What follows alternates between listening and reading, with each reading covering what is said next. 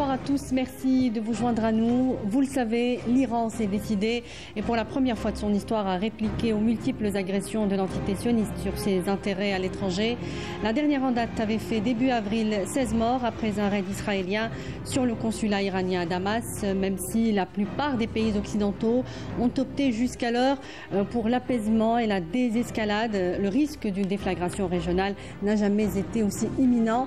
Alors quel impact peut avoir cette réponse iranienne voulue de faible intensité à la menace que représente désormais l'entité sioniste pour l'ensemble des pays du Proche et Moyen-Orient?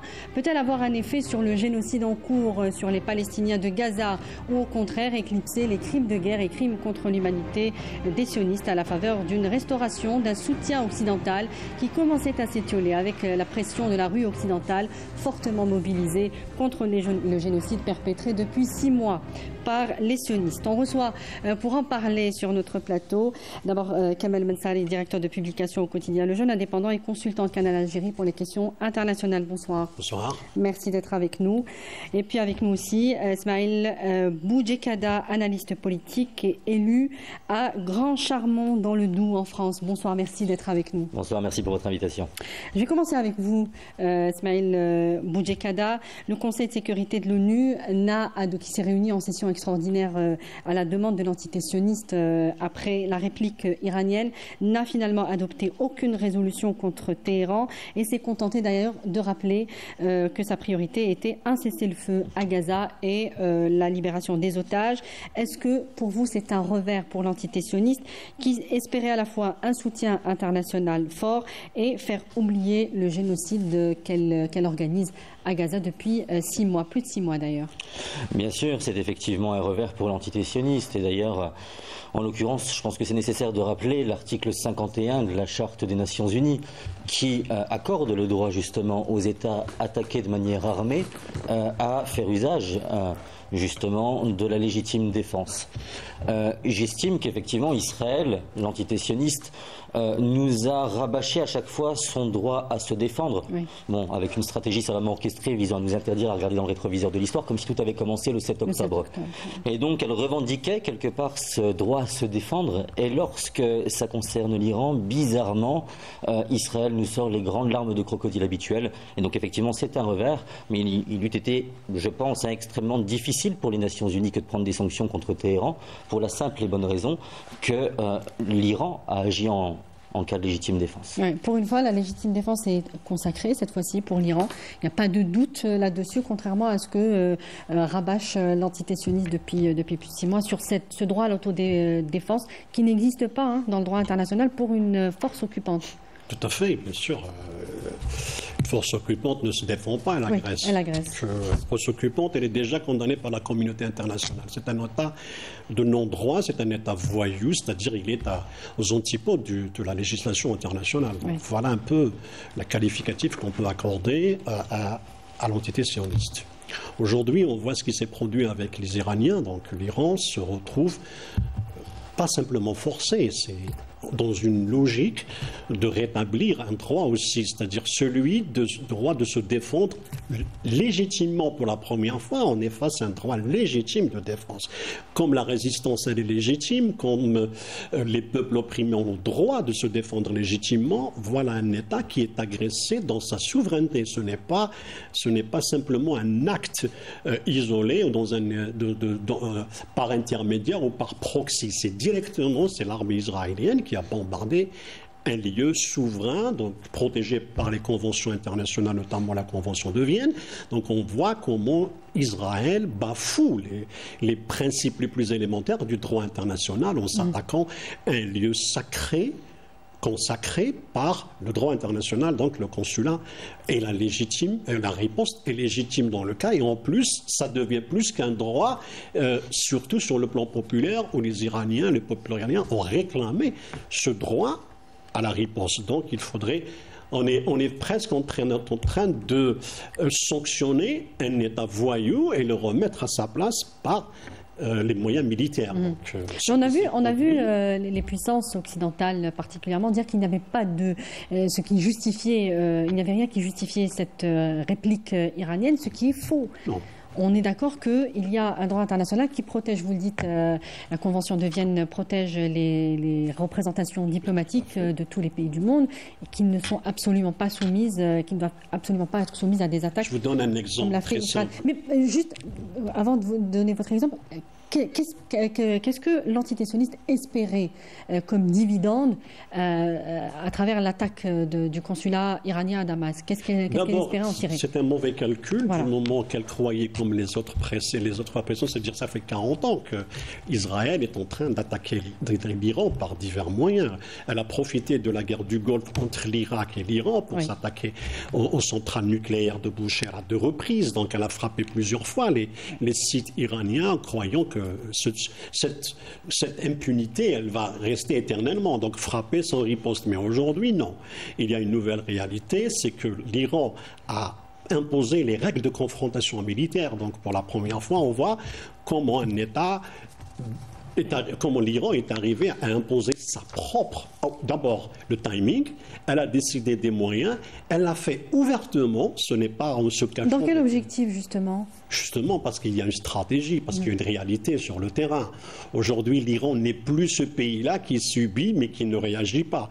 Les règles ont changé. L'État israélien de plus en plus faible, et l'Iran est aujourd'hui un acteur clé et non pas... De plus en plus faible sur à quel Depuis niveau? le 7 octobre. Depuis le 7 octobre. Mais il n'a jamais été aussi... أعوذ بالله من الشيطان الرجيم إن الصلاة كانت على المؤمنين كتابا موقوتا صدق الله العظيم.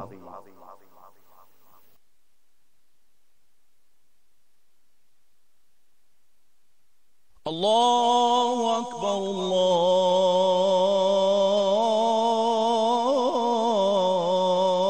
الله أكبر أشهد أن لا إله إلا الله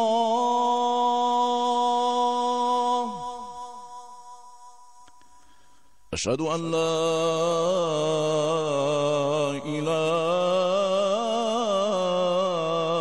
إلا الله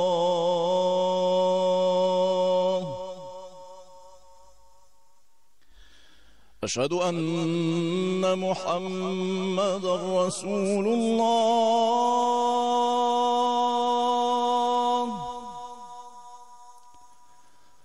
أشهد أن محمدًا رسول الله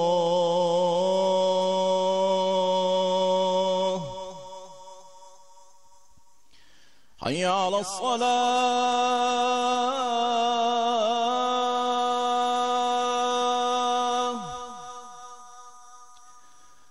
حي على الصلاة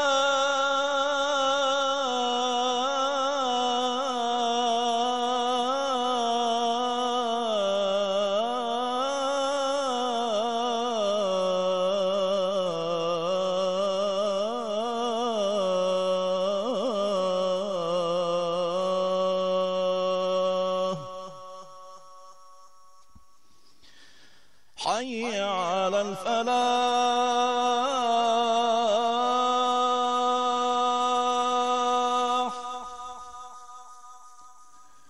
حي على الفلاح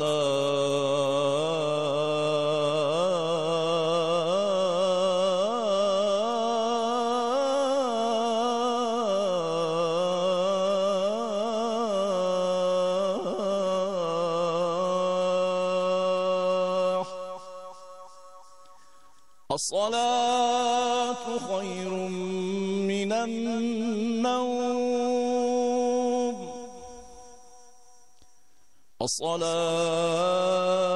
الصلاة خير من النوم الله أكبر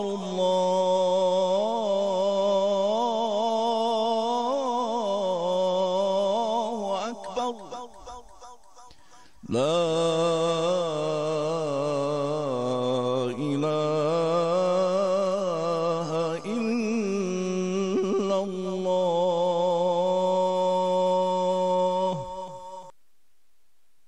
الله اللهم رب هذه الدعوة التامة والصلاة القائمة آت محمدا الوسيلة والفضيلة وابعثه مقاما محمودا الذي وعده.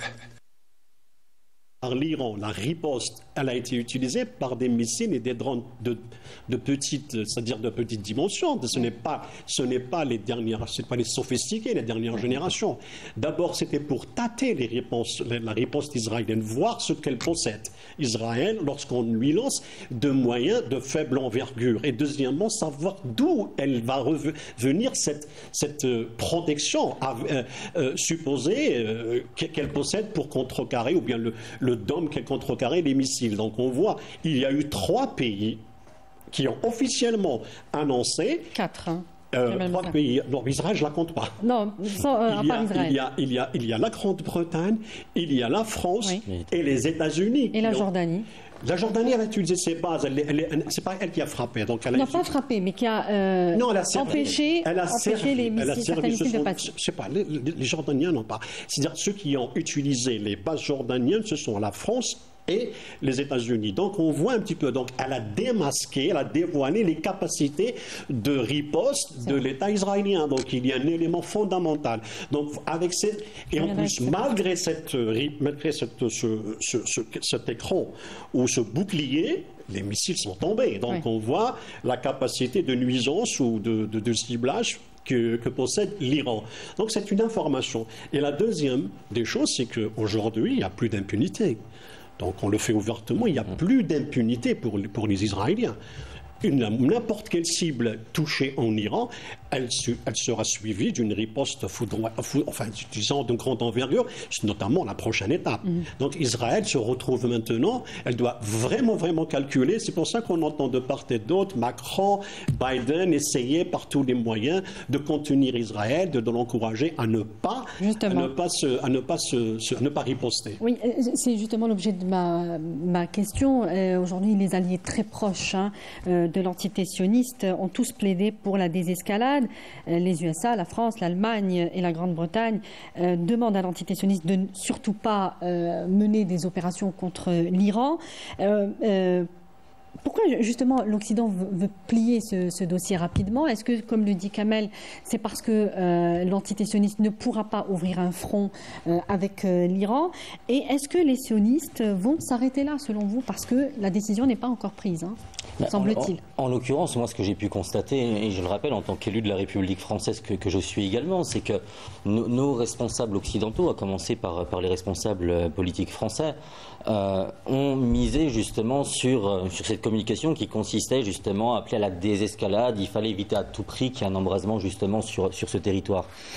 En réalité, on est dans une situation où effectivement, c'était assez compliqué de défendre le droit d'Israël de riposter à nouveau, parce qu'Israël estime qu'elle est attaquée encore une fois. Oui. Une fois encore, il y a cette espèce de réflexe de victimisation inversatoire.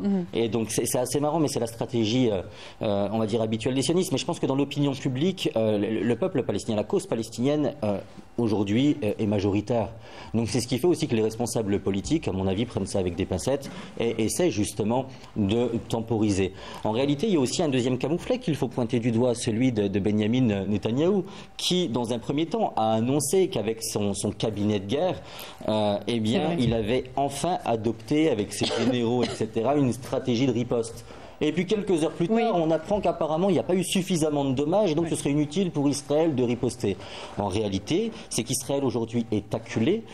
Israël perd aujourd'hui une bonne partie de ses alliés qui ne peuvent pas se permettre tout simplement de la soutenir en fait dans cette folie. En raison déjà de leur implication dans la guerre russo-ukrainienne, ou est-ce que parce que ce serait trop dangereux d'ouvrir un peu la boîte de Pandore dans cette région qui est explosive, On voit ce qui se passe aujourd'hui avec le Hezbollah, on va en parler, il y a un nouveau front, mais cette fois de manière très officielle avec le Hezbollah qui ne compte pas s'arrêter là. Ils ont répliqué à des attaques de soldats de l'entité sioniste qui ont franchi la ligne avec le sud-Liban. Donc il y a une espèce de guerre multiforme que l'entité sioniste est en train de mettre en place et que les puissances ne peuvent pas soutenir. C'est un peu ça. En fait, à mon sens, dans sa stratégie génocidaire véritablement à l'encontre du peuple palestinien, Israël a perdu une fois encore une grande partie de ses alliés. Dire qu'ils se sont retrouvés au pied du mur et qu'ils ne pouvaient plus soutenir au final les actions menées par l'entité sioniste. En réalité, aujourd'hui, il y a une stratégie de l'entité sioniste qui consiste à vouloir déplacer les Palestiniens dans ce qu'on appelle le corridor de Philadelphie, pour faire en sorte que les Palestiniens sortent de leur terre et qu'ils ne puissent plus revenir, parce que historiquement, on l'a vu, quand les Palestiniens partent de leur terre, ils ne les récupèrent plus. Et donc, à mon sens, Israël a tout fait pour provoquer justement une riposte iranienne, dans le but de provoquer derrière une espèce de réaction unanime de la communauté internationale qui vient soutenir l'Iran.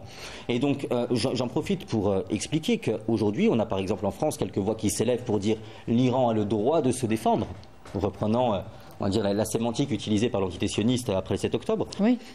Et puis, bizarrement, toutes ces personnalités politiques ou médiatiques, je pense notamment à Émilie Gomis, qui était dans le comité olympique et qui a été jetée tout simplement parce qu'elle a soutenu justement le peuple palestinien.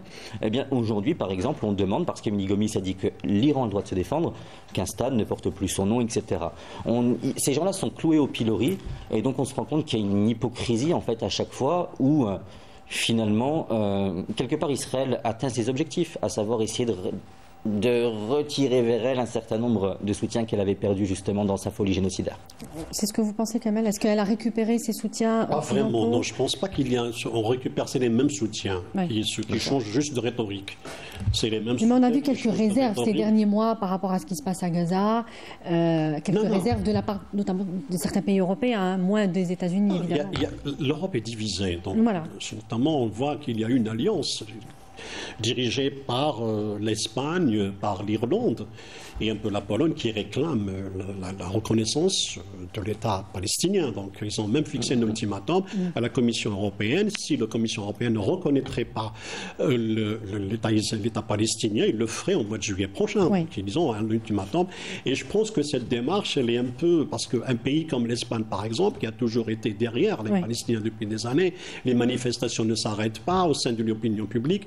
Et même si on revient à ce qui s'est produit avant-hier, donc on voit forcément qu'il y a même au sein de l'opinion publique, on a vu des sondages qui sont sortis aux États-Unis à propos de la riposte iranienne. Ils ont dit que Israël méritait ce qui lui est arrivé en raison de son passé génocidaire à Gaza. Et lorsque vous avez posé tout à l'heure une question à propos des dividendes, pourquoi Israël a attaqué?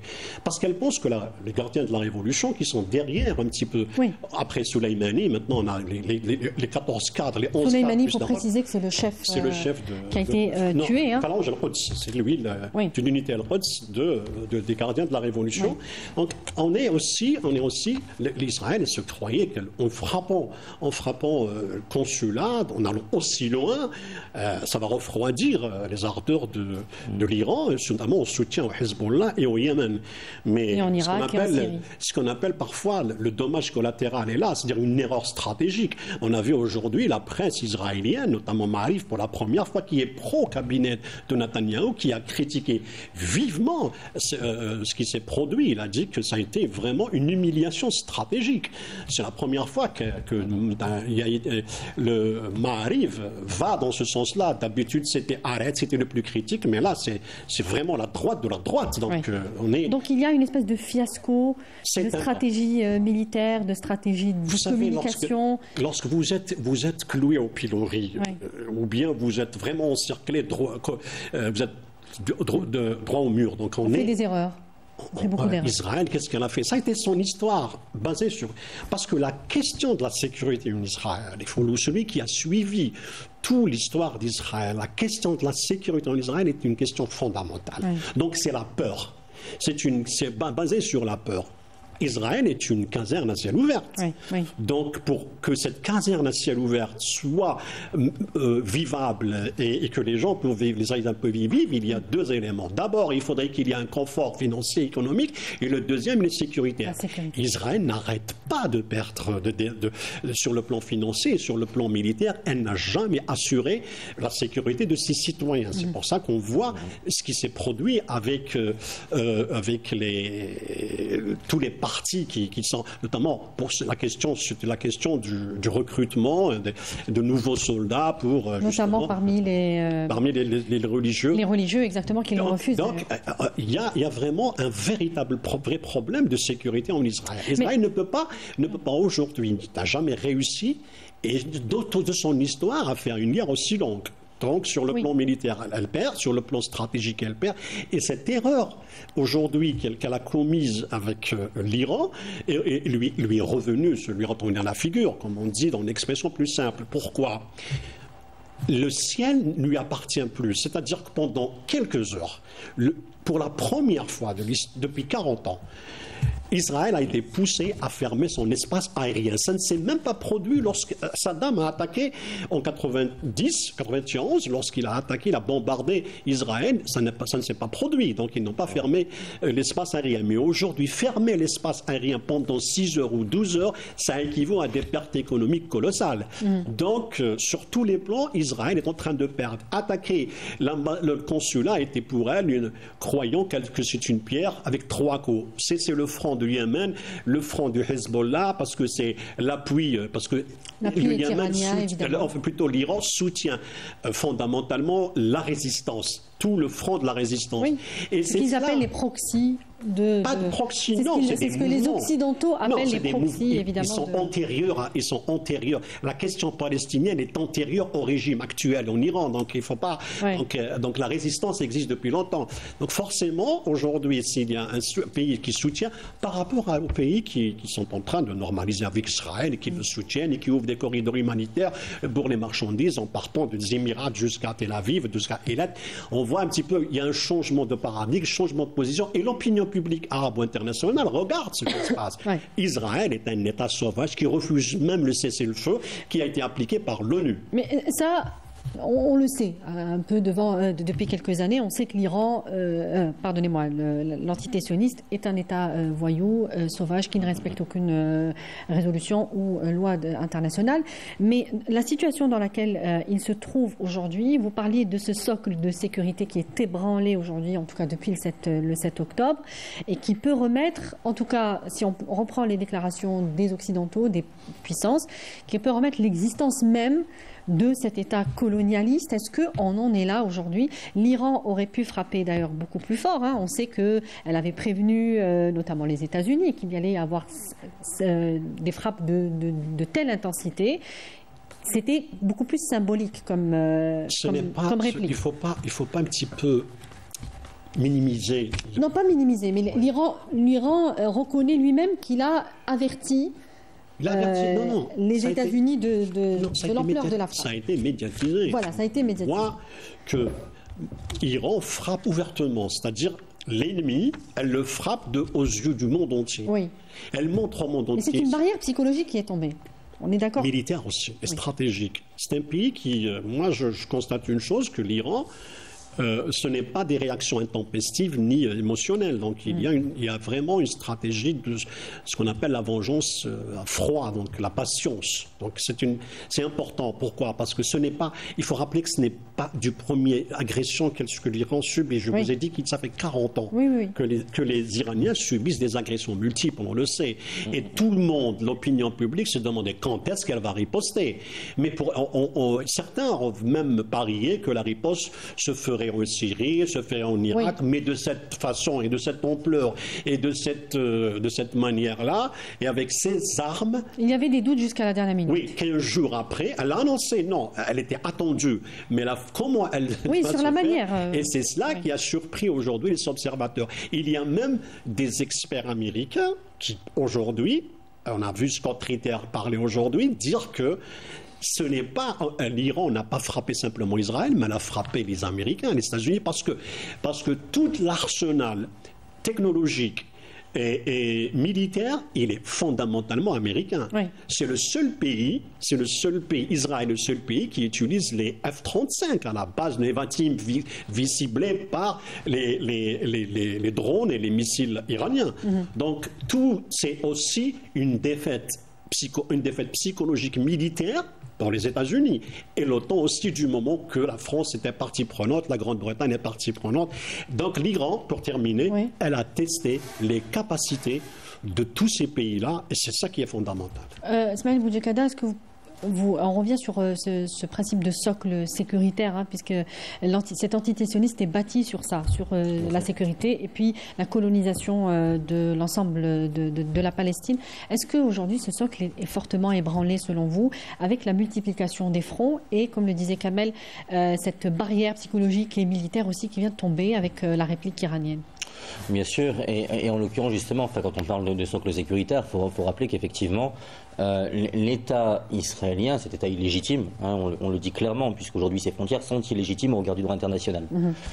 Cet État a une espèce de contrat moral avec ses ressortissants, puisqu'il s'engage auprès de ses administrés en disant « nous vous garantissons où que vous soyez votre sécurité ». On se rend compte qu'Israël véritablement a failli dans sa mission. Et pire que ça, vous savez... on a vu d'ailleurs des dizaines de milliers d'Israéliens partir, se ruer vers les aéroports. On a vu les scènes justement dans les aéroports, dans le métro, etc. Il n'y avait plus de Am Israël Chai, hein, c'était terminé. Oui, c'était fini. Et donc, concrètement, j'ai envie de vous dire, au-delà de ça, faut aussi rappeler qu'il y a des événements récents qui ont été relativement occultés par la presse occidentale.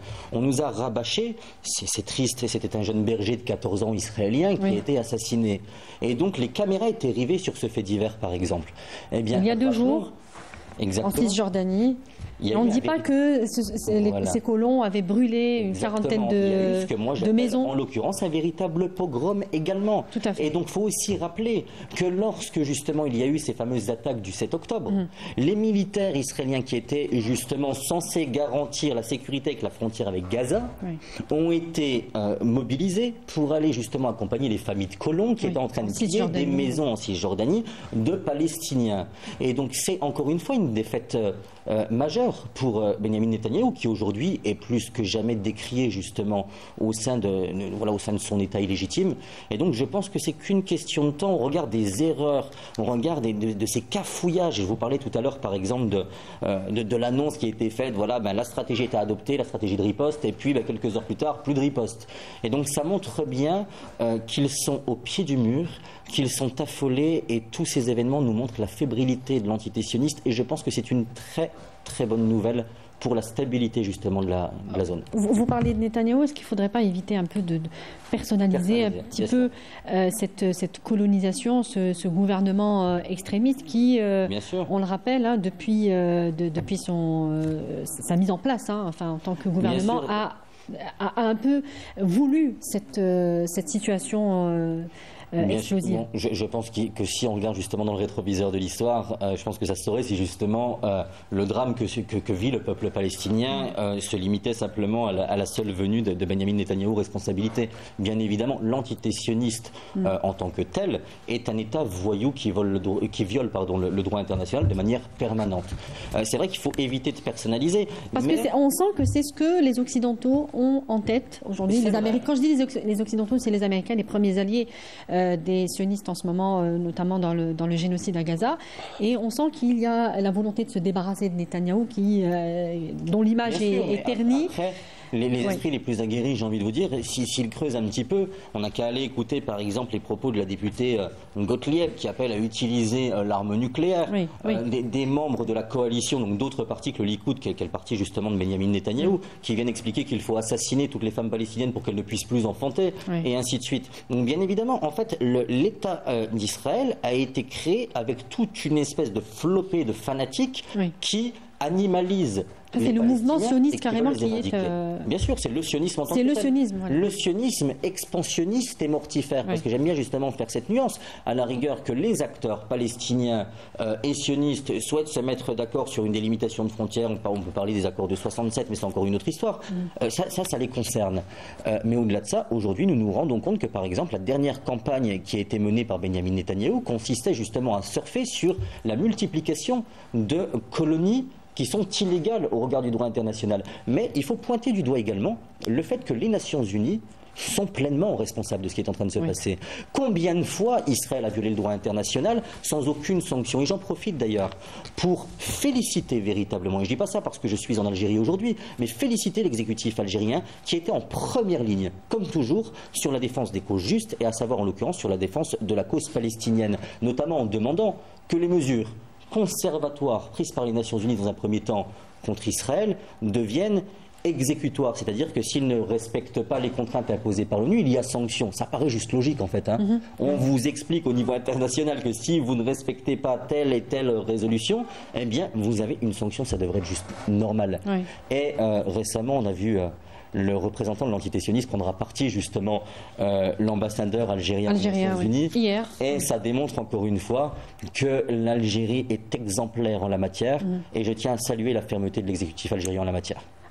Je voudrais aussi revenir sur cette riposte iranienne. Est-ce qu'elle peut aujourd'hui impacter de manière mécanique, c'est-à-dire concrètement sur le génocide à Gaza? Est-ce qu'on a vu que Netanyahou, qui parlait de rendre possible l'invasion de Rafah, a reculé et il dit la reporter sine die. Donc, c'est de la fuite en avant, donc il a toujours été sa politique, Netanyahou, ou bien le cabinet de guerre. Massacrer les Palestiniens, c'était la seule logique à laquelle ils sont. La feuille de route, c'est de le massacre. Tuer le maximum de Palestiniens, les raser Gaza pour la rendre invivable, transformer les Palestiniens en de nouveaux réfugiés, les renvoyer loin de leur terre à Gaza. Donc c'est ça la logique. Elle a été mise en place et exécutée depuis le 8 octobre. On a vu que c'était la première décision. Peu importe la rhétorique qui a suivi pour justifier, traiter les... Non, mais aujourd'hui, est-ce qu'il y a quelque chose qui a changé? Il y a trois éléments qu'il faut d'abord analyser. Sur le plan militaire, donc, je appelle le front entier, qui est le front auquel participe le Hezbollah, Ansar Allah au Yémen et les mouvements, le Hezbollah en Irak et toutes les factions palestiniennes dans le Golan et tout. Donc il y a tout ce front-là, il se maintient. Donc il va encore. Il y a eu plus forte raison après la réussite de la réussite de la riposte iranienne, donc ça va requinquer et donner plus d'ardeur à cette résistance. Sur le terrain, on voit que jusqu'à aujourd'hui, il n'y a aucune victoire obtenue par Israël. C'est-à-dire quoi? Le premier objectif qui a été annoncé par Netanyahou ou le cabinet de guerre, c'était d'anéantir la résistance. Le deuxième objectif, récupérer les otages. Et le troisième, c'est de faire en sorte à ce que Hamas n'existe plus. Ces trois éléments n'ont pas été atteints. Donc, qu'est-ce qui reste à faire? On voit aujourd'hui bombardement à Beit Hanoun et à Jabalia. Donc, on revient parce que pourquoi? Les populations, y compris civiles, sont en train de revenir au nord. Donc, ils sont en train de défier l'occupant, en dépit de son armada militaire et du risque d'être massacré. On revient parce qu'il y a les Palestiniens un attachement fondamental et viscéral avec la terre. Donc, c'est la terre qui justifie leur présence. Donc, on peut faire d'ailleurs, pardonnez-moi, juste entre parenthèses, on peut faire cette comparaison d'ailleurs, cette analogie avec la société israélienne qui, lorsqu'il y a, depuis le 7 octobre et après avec la réplique iranienne qui s'est ruée vers les aéroports et on voit les Palestiniens qui, avec tout ce qu'ils ont subi depuis 6 mois, retourner sur leur terre, retourner sur leur... 850 000 Israéliens ont quitté Israël, ce sont des chiffres énormes. Donc, sur une population de 9 millions, je crois. 9 millions, 8 millions 900. Donc, écoutez, donc il n'y a pas réellement de population. Donc, ce sont des colons. Pas de société. Donc, c'est des colons, ils sont tous binationaux, donc on voit un petit peu, donc c'est des gens c'est presque des coopérants techniques, israéliens, mais coopérants techniques. Donc, c'est des mercenaires. L'Israélien n'existe pas en tant que citoyen réellement, il y a le juif. C'est-à-dire que le français ou le brésilien, il est motivé par sa religion que par sa nationalité. Et on l'a vu avec la déclaration extraordinaire et étonnante d'Anthony Blinken le 8 octobre qui vient et dit: je suis venu en tant que juif. Il a troqué sa judaïté, sa religion contre son statut de diplomate. Donc c'est plus qu'un scandale. Donc, et puis Biden qui dit: si je n'étais pas sioniste, donc je le saurais été sans. Donc il y a vraiment une sorte de configuration qui a été imposée qui est celle de la religion. Donc ce n'est pas, on est motivé par, les Israéliens sont motivés par, il y a des motivations religieuses derrière ce massacre. Il faut revenir au Talmud pour lire que il y a des droits, l'Israël s'arroge le droit de massacrer les 7 peuples qui sont dans la région. Non seulement ça, et en plus que l'Israélien est issu un peu, et c'est quelqu'un de supérieur à toutes les autres races. Ce racisme-là qui motive justement les massacres. Tuer un Palestinien, c'est comme on tue un animal selon le rhétorique officielle, officielle israélienne. Donc ce n'est pas simplement tuer un bébé, ce n'est pas tuer un être humain tel qu'il est perçu. Donc pour l'instant, vraiment pour terminer, il me reste 1 minute. Aujourd'hui, l'impact est tel que Israël, sur le plan opérationnel sur le terrain, n'a rien gagné. Et bien évidemment, sur le plan psychologique et sur le plan stratégique, ce qui vient de se passer avant-hier, la réponse iranienne, elle va changer beaucoup de choses. C'est un point charnière. Un dernier mot vraiment avant de terminer. Oui, un dernier mot pour les Occidentaux qui sont bien hypocrites. La seule question qui mérite d'être posée, qui a été posée par M. Varoufakis, qui est l'ancien justement ministre de l'économie grec, et qui posait cette question fondamentale. Combien de rivières, de litres de sang palestinien doivent couler avant que l'Occident se débarrasse de cette culpabilité de l'Holocauste? Donc il faut tourner la page. Je pense que le devoir de mémoire a été fait, que la période de repentir a également été faite, et c'était nécessaire, bien évidemment. Mais il faut qu'Israël arrête de se cacher derrière la Shoah pour justifier le massacre du peuple palestinien. Il est plus que jamais nécessaire que nous soyons unis d'une seule et même voix pour défendre justement cette cause qui est éminemment importante. Merci beaucoup, Smaïl Boudjekada. Je rappelle que vous êtes analyste politique et élu à Grand Charmont dans le Doubs, en France. Merci beaucoup d'avoir été avec nous. Merci Kamel Mansali, directeur de publication au quotidien Le Jeune Indépendant et consultant Canal Algérie. Merci à vous également de nous avoir suivis. On se retrouve très prochainement. Excellente suite des programmes. Au revoir.